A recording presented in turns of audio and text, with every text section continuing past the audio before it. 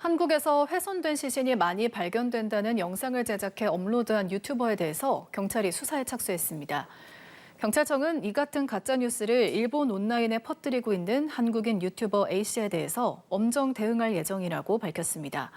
일본에서 활동 중인 유튜버 A씨는 영상을 통해 한국에서 하반신만 있는 사체가 37구 발견됐다며 비공개 수사 중인 사건만 150건이라고 주장했습니다. 경찰은 이를 중대 범죄로 인식하고 있다며 사실관계를 파악한 뒤 관련 법령에 따라 조치할 예정이라고 밝혔습니다. 소식 짚어볼게요. 일본 온라인을 중심으로 허위 정보를 퍼뜨린 96만 구독자 유튜버에 대해서 경찰이 수사에 착수했습니다. 이 퍼뜨린 내용을 보니까요. 중국인이 입국한 후 한국에서 훼손된 시신이 많이 발견된다라는 거짓 정보를 유포했더라고요. 그렇습니다. 이 내용이 굉장히 수상하기도 하고 좀 굉장히 공포심을 불러일으킬 만한 내용이었습니다. 이 한국에 계속해서 훼손된 시신이 나오고 있는데 이 중국인의 무비자 입국 이후에 한국 훼손 시신이 계속 발견이 되고 있다. 비공개로 지금 수사가 진행 중인 사건만 150건에 달한다. 이렇게 어찌 보자면 꽤 구체적인 사례까지 언급을 하고 있는 겁니다. 해당 유튜버는요, 이 구독자도 굉장히 많이 보유하고 있는 좀 유명 인플루언서라고 볼 수 있는데요.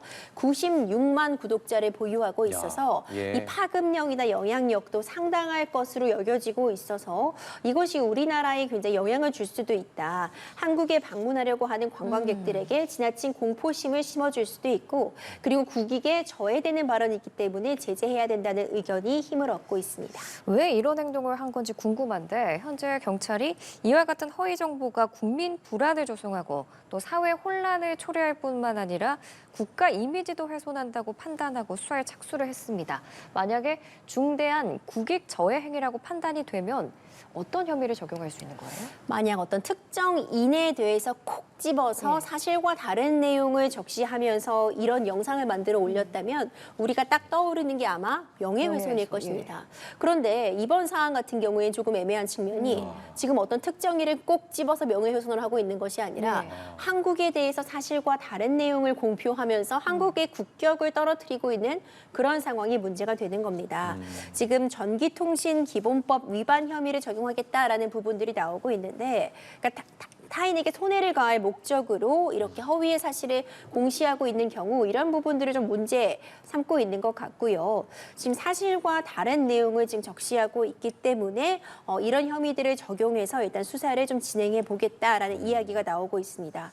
중대한 국익 저해 행위다라는 평가가 가능한 게 지금 한국에 관광객들이 많이 몰려오고 있는 이런 시점에 사실과 다른 내용으로 어떤 공포 분위기를 조성하는 것이 국익을 저해하고 있다라는 부분을 좀 강조해서 이런 수사가 진행되고 있다고 평가가 됩니다. 그렇군요. 자, 그런데 이 유튜버의 경우 한국인입니다. 일본에서 활동을 하고 있는 한국인인데요. 이번 영상도 일본어와 일본어 자막으로 제작돼서 유포가 됐다고 하는데, 자, 이처럼 국외에서 허위 정보를 퍼뜨린 경우에 우리 수사기관이 접근을 할 수 있는 건지가 궁금해요. 뭐 예를 들면 마약 범죄 같은 경우에는 속인주의를 택하고 있지 않습니까?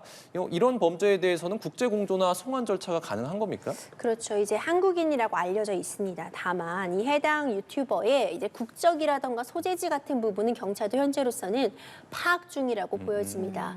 지금 국내에서 거주하고 있는 것은 아닌 것으로 현재로서는 확인이 되고 있기 때문에 국내에 있는 어떤 조사 진행 과정보다는 시간이 더 걸릴 수밖에 없어 보입니다.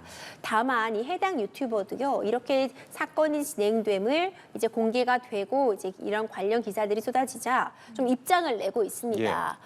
허위 사실을 퍼뜨렸다라기보다는 이런 내용도 있다, 이런 이야기도 나오고 있다라는 측면을 본인도 전달한 것에 불과하다.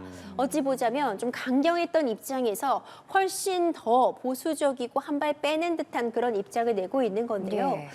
이것에 단순히 이런 내용도 있다는 걸 전달했다고 해도 사실 유튜브의 그 생태계상, 그 특성상 이제 허위 사실일지라도 제대로 확인을 하지 않고 자극적인 내용을 업로드하면 그만큼 조회수가 나오고 조회수가 나오면 수익으로 연결되는 그런 구조 때문에 좀 이런 문제가 반복되고 있는 것 아닌가 싶고요.